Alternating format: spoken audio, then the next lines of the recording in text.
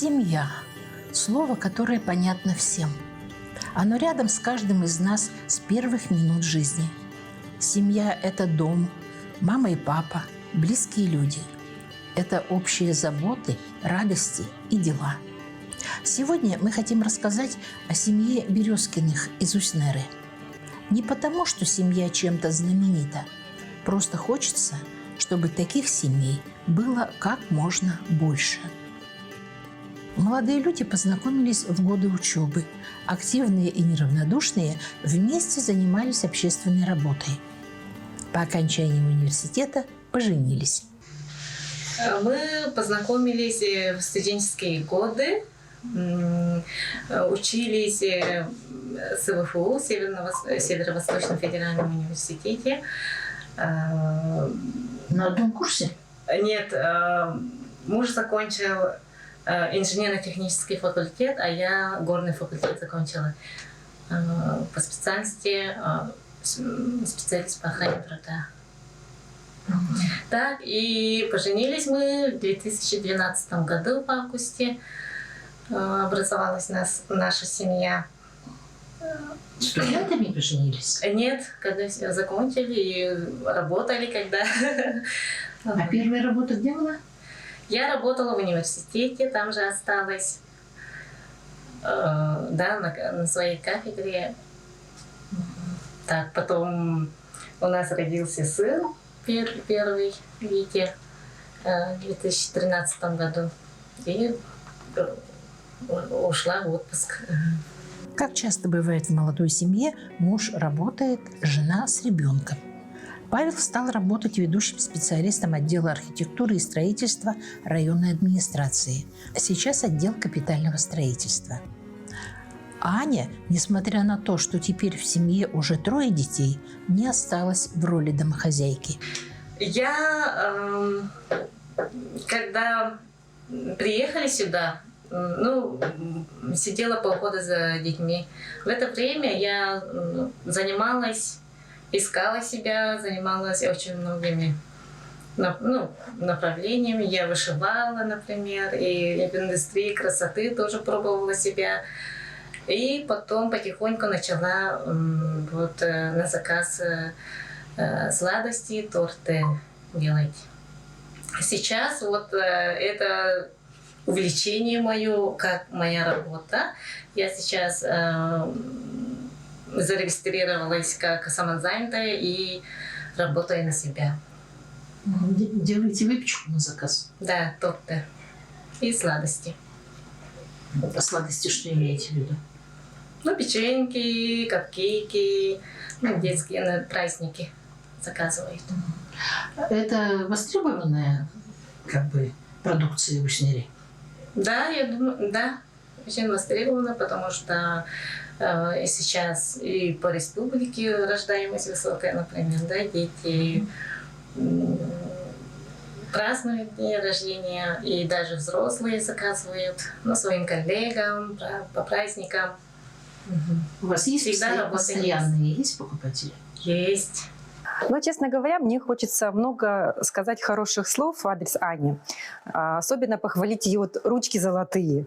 Я являюсь заказчиком уже несколько лет и пробую ее кондитерские изделия. И каждый раз прям удивляюсь и удивляюсь ее шедевральным, таким творческим, красивым, вкуснейшим изделием. Почему говорю творческое, да? Потому что каждый раз, когда к Ане обратишься, а какой дизайн?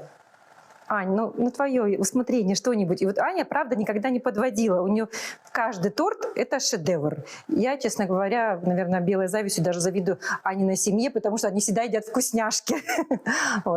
И хочется Ане пожелать, наверное, всего хорошего в плане дальше развиваться, не стоять на месте и, конечно же, радовать нас, заказчиков, своими новыми и новыми вкусняшками, шедеврами, тортами, пирожными и так далее. Когда мы пришли в квартиру Березкиных, Анна работала над заказом, оформляла торт.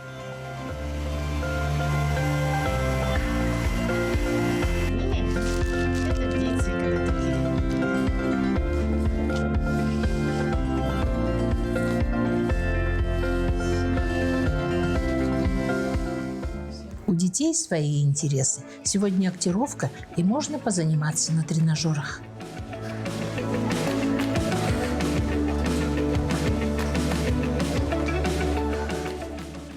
А вот так далеко не каждый сможет. Здесь главный тренер – папа.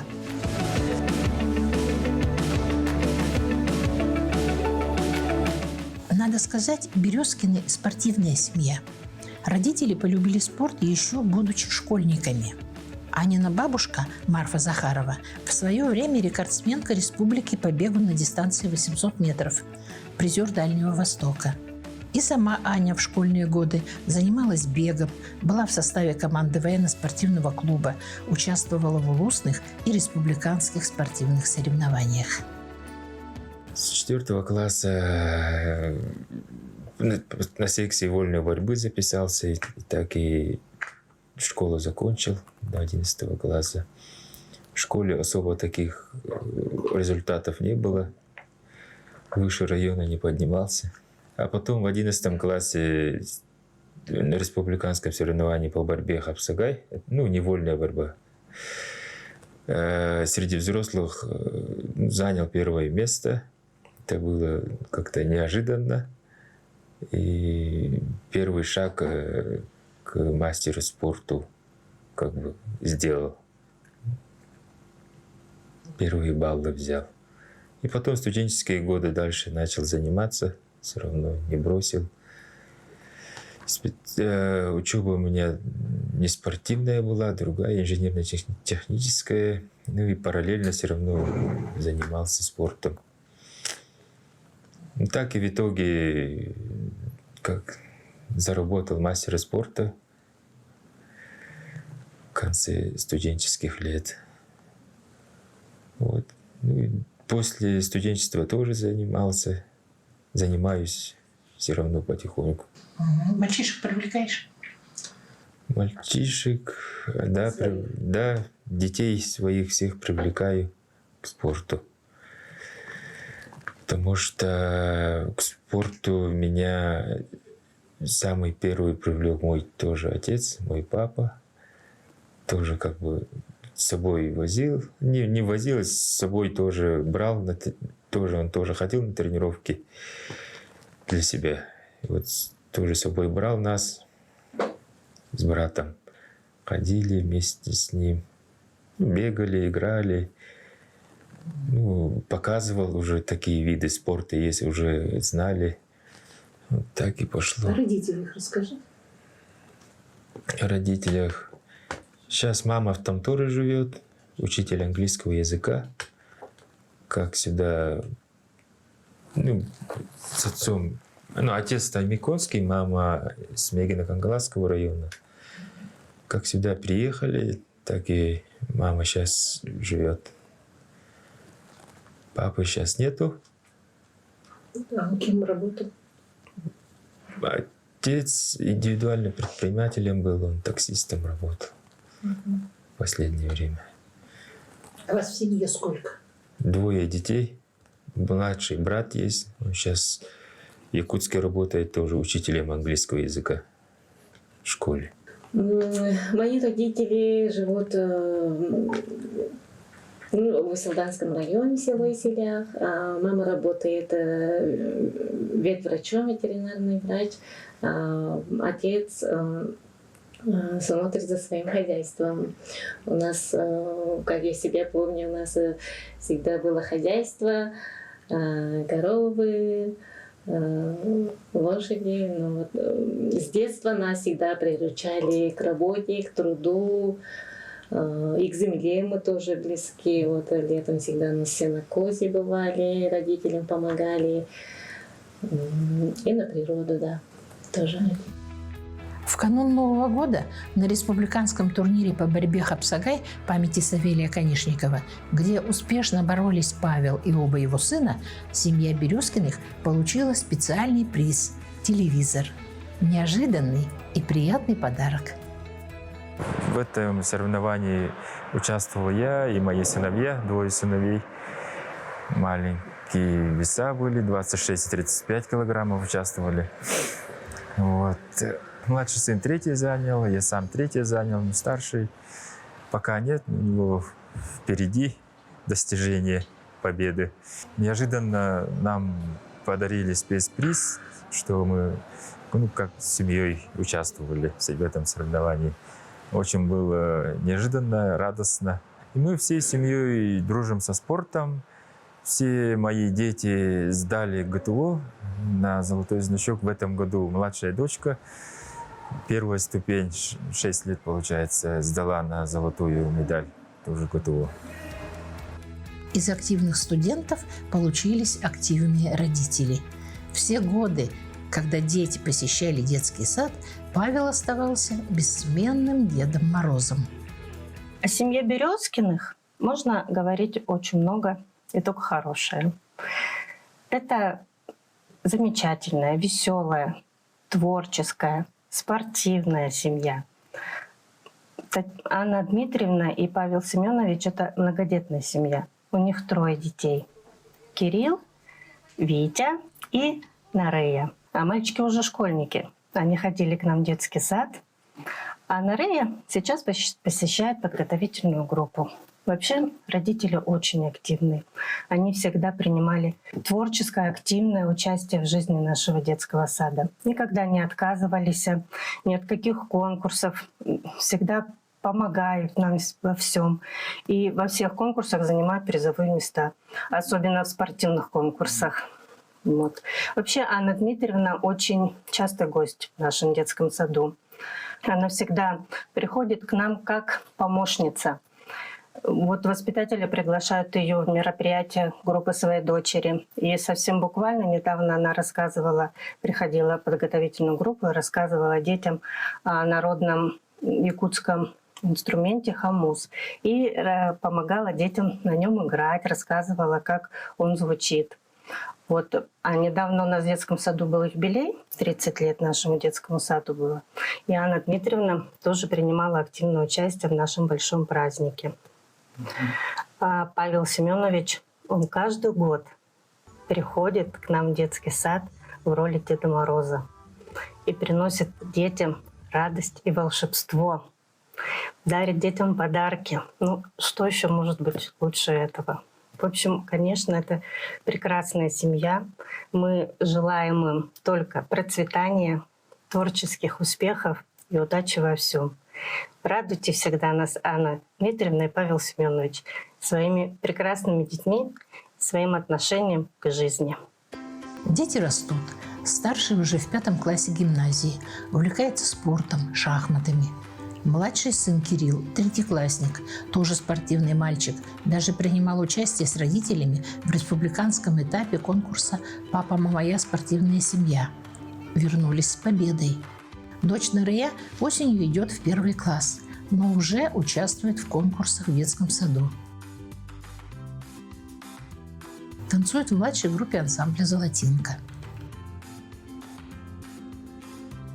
Дома на видном месте первые медали и кубки.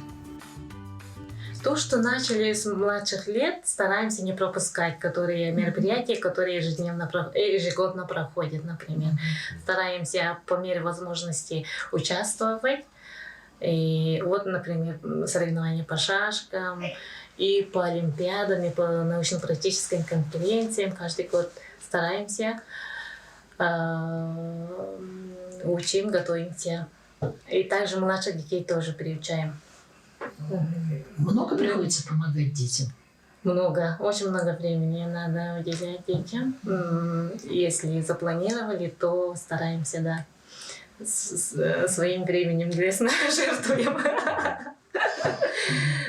Так, средний, младший сын, наш средний ребенок, его зовут Кирилл, ему 9 лет, ученик 3 класса Уснежской гимназии, учится тоже хорошо и очень активный спортивный ребенок.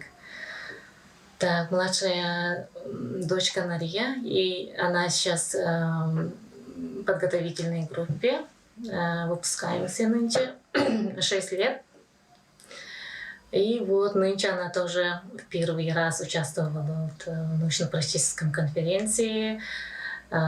Спортивное мероприятие у нас было «Мама, папа, спортивная семья», например. Мы этот конкурс в детском саду тоже с старшего сына начинали и не пропускали. Вот. Средний сын С Кириллкой тоже первое место заняли, даже участвовали в республиканском конкурсе. Среди северных улусов заняли первое место. Да, очень хороший конкурс был спортивный. И вот нынче осенью тоже с дочкой внутри детского сада тоже участвовали активно хорошо. Тоже заняли первое место. Вот дочка получила первый свой кубок. Очень обрадовалась. Все хорошее и плохое закладывается человеку с детства. Все нормы и правила поведения ребенок получает от родителей, бабушек и дедушек. На их примерах он учится, перенимает опыт, модель поведения и отношение к окружающему миру. Это хорошо понимают в семье Березкиных. Стараемся для детей дать того, что нет в Уснере, например. Ну, на лыжах здесь не катаются, например. И вот поэтому я как бы своей инициативой, ну как сказать, одалживаю лыжи у кого-нибудь или приобрели. И каждую весну всей семьей тоже катаемся, чтобы дети знали лыжи. Я по себе как бы все это знаю, что надо, чтобы с детских лет дети знали, что такое лыжи, как с ним работать, кататься. Вот воспитание детей стараемся то, что сами умеем, знаем, детям передать, и чтобы они тоже умели научить, показать. Стараемся все пока так. Но дети растут, сейчас уже более самостоятельно становятся, поэтому уже легче Что понимают. может старший? Вот, например, остались они дома одни, да? Бывает такое? Вот что можно ему поручить? Может убираться, может еду себе приготовить, яичницу, оладьи он умеет очень хорошо готовить. Ну, там бутербродики быстренько. Ну, с голоду не помрут, да? Нет, конечно. Самостоятельный. Сыновей приручаю к охоте, к рыбалке. Первые шаги, что, как, техника безопасности, все это и показываю, учу. Пока все получается. Но главное, чтобы интерес был. А интерес есть, я чувствую. А сам в первый раз во сколько лет ружьётся? В 4 классе. В 4 классе. Ну, цель. Папа дал выстрелить цель. А так, первая добыча, первая дичь, ну, утка, куропатка. Это уже 6 класса все началось. Тоже с отцом. Наш заядлый охотник, рыбак. Поэтому, да, мальчишек тоже Удачливый охотник-рыбак. Да. Да? Дичь привез? Да, обязательно. Каждый житель Уснеры рано или поздно, но обязательно поднимается в горы, окружающий поселок. Павел имеет опыт восхождений. Анна же, приехав в Ваймиконье, увидела горы впервые. Мне было очень интересно, в какую среду я попаду, окружение, природа. Ну, по слухам слышала, рассказывали, но хотелось очень увидеть своими глазами. В мои края там гор нет. Я в горы впервые, когда я сюда приехала, только увидела. Вот мои эмоции примерно представляете, наверное, когда... Расскажи. Уснера нас... Вы приехали или прилетели? Мы в Томтор прилетела с ребенком, потом с Томтора сюда на машине приехали. Осенью в августе приехали, темно было, как раз вот перевалы, все горы, когда уже темно мы проехали. Потом утром, когда я проснулась и заглянула через окно, там красота была. Вот. Потом, ну, Уснера встретила нас очень хорошо. Я с никаких, все сразу понравилось. И потихоньку начали, да, общаться, знакомиться с друзьями, с людьми. Он сел там без гор. Там что? Да, там Аласы, неизменность. Ага. Вот из такой природы сюда приехала и задержалась. Например, на горнолыжку уже ходила? Да, ходили. Ага, несколько раз. И с куда-нибудь семьей. поднимались в горы куда-нибудь? Вообще в горы? На горнолыжке всей семьей мы были. Всей семьей на горнолыжку ходили, и там катались, отдыхали. На леднике тоже. На, в прошлом ледник- году на леднике были. Семьей. Вот, семьей. и с женой были вот Через реку. через В ту реку сторону. На Киселях? На Киселяхе. Таскоставы. Аниконские. Ага. Там были тоже, с ночевкой ходили, на вершины поднимались. На Афродиту я сам был один, ну, из семьи имеется в виду. 2 раза он поднимался на Афродиту. 10 лет назад.